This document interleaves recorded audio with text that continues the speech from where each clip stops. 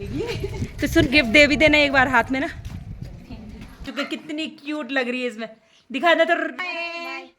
Hello दोस्तों, एक नए दिन से नए व्लॉग की शुरुआत करते हुए स्वागत करती हूँ आप सभी का अपने यूट्यूब चैनल गुसाई व्लॉग्स में। तो कैसे हैं आप सभी लोग? तो चलिए जी, आज आपको अपने प्यारे से गार्डन में ले चलती हूँ, जहाँ पर कि बहुत सारी घास उगी हुई है।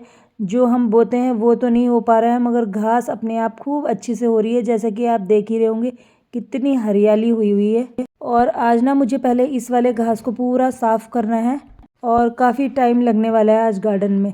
तो चलिए व्लॉग में बने रहिए। और इस वाली घास का नाम तो मुझे नहीं पता है, मगर ना इसको उखाड़ते हुए बड़ा ही मज़ा आता है, ये हाथों से ही निकल जाती है। जब भी मैं गार्डन में आती हूँ ना, तो हमेशा थोड़ा थोड़ा घास निकालती रहती हूँ। उसके बाद भी ये वाली घास इतनी हो जाती है कि बस क्या ही बताएं। आप देख ही रहे होंगे कितनी सारी हो रही है ये वाली घास। पूरा मैंने यहाँ पे इकट्ठा कर लिया है एक साथ, और अगर इकट्ठा करने के बाद भी फेंको ना ये दोबारा हो जाती है। तो चलिए जी, फाइनली ये वाला एरिया तो मेरा साफ़ हो गया है। तो घर के साथ साथ बाहर का भी काफ़ी काम हो जाता है।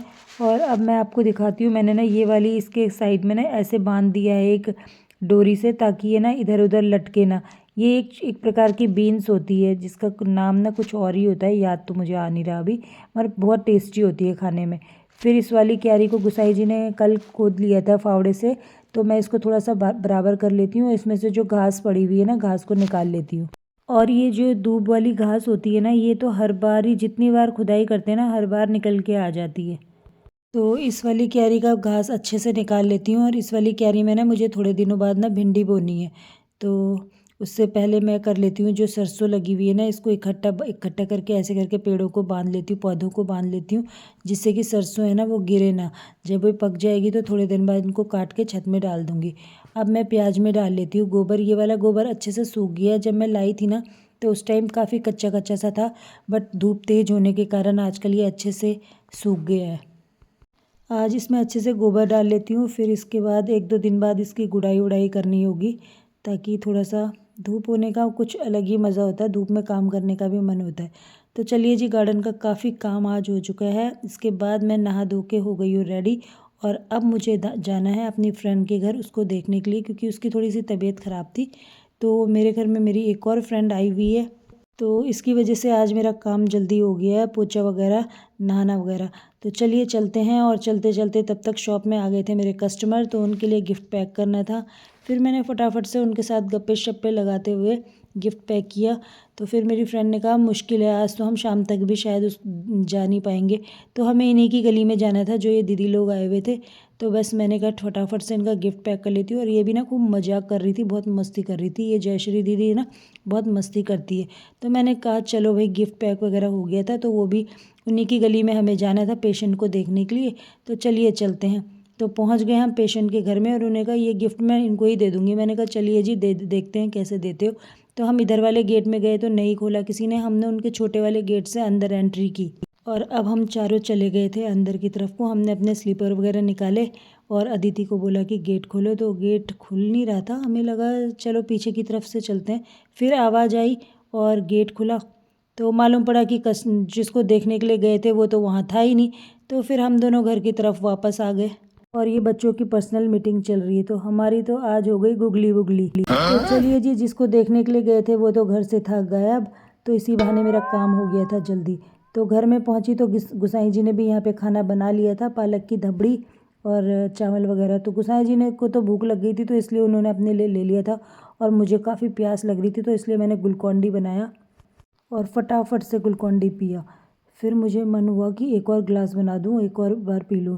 तो फिर मैंने निकाला कूल से पानी और एक और बार ग्लूकॉन डी बनाया। और ग्लूकॉन डी जब तक मैं 4-5 चम्मच ना डाल दूं ना, मीठा अच्छे से ना हो जाए ना, तब तक मुझे कुछ पिया हुआ नहीं लगता ग्लूकॉन डी।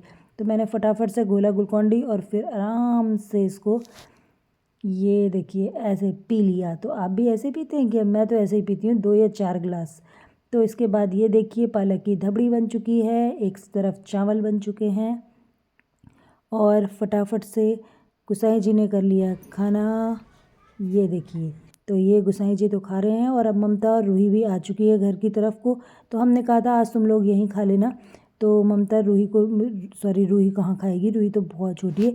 तो ममता और मैंने भी खाना खाया। इसमें थोड़ा सा नींबू निचोड़ दिया ना, धबड़ी में ना नींबू निचोड़ते हैं ना, सच में बहुत टेस्ट आता है। मुझे तो बहुत अच्छा लगता है।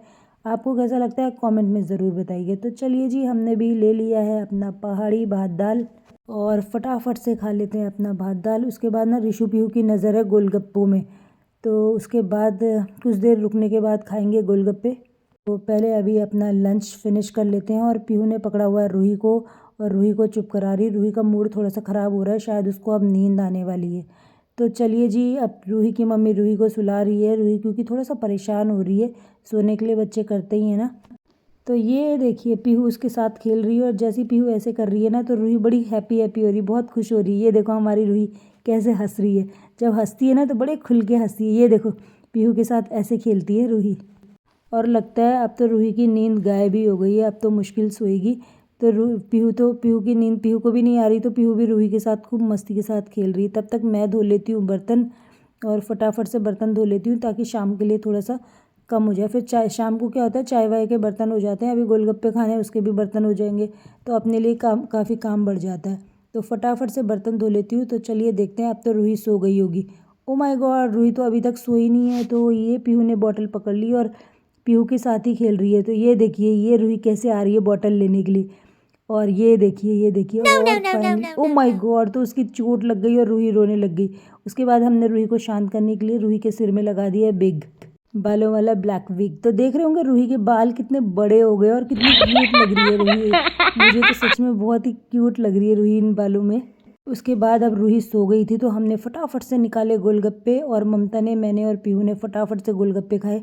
रिशु के लिए जो गोलगप्पे बचे थे उनमें छेद ज़्यादा हो रहे थे, एक एक जगह से नहीं, दो दो जगह से हो रहे थे।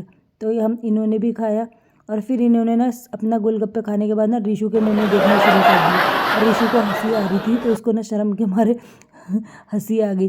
और पीहू भी देखो कैसे छीन रही है रिशु से। ये देखो ऐसा झगड़ा ये बच्चे कभी घर का खाना खाने के लिए नहीं करते। और ये देखिए गोलगप्पे के लिए ममता भी उसके मुंह पे कैसे देख रही है। ये देखो ये देखो। तो इसी के साथ आज के व्लॉग की एंडिंग करते हैं। पसंद आए तो लाइक शेयर कीजिएगा। Bye bye.